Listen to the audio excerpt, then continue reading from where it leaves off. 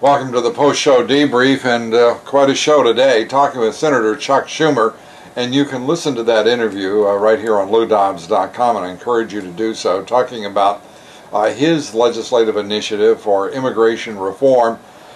We had, I think, a very candid discussion, one in which he pushed hard for the legislation and the direction he wants to go. I thought, importantly, the senator also acknowledged that he has got more than a few problems with the left right now in creating workable legislation. That is, legislation that will truly solve the two principal issues. That is, securing our border and resolving illegal immigration in an intelligent, rational, humane way in the national interest. Those are tough standards to hit, but whatever legislation is to succeed, it will have to be certainly in the national interest. There is no appetite either in Congress or amongst the American people for any more gamesmanship. Those politicians who've been trying to game the system for some number of years now on the issues of both illegal immigration and border security.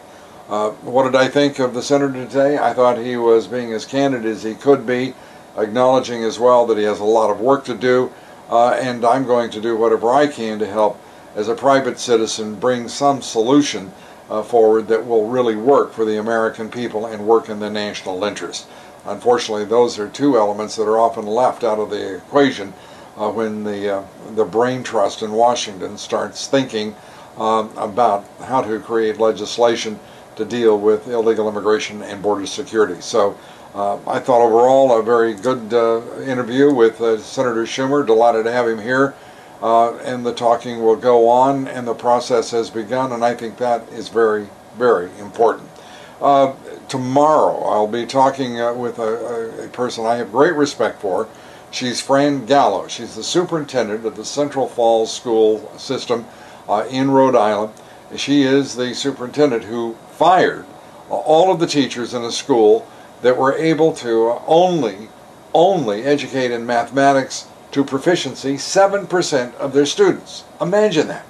7% of the students. And then when Fran Gallo went back and asked all of those teachers who are union members to spend a little more time with the students during lunch hour, to spend 25 minutes more a day teaching.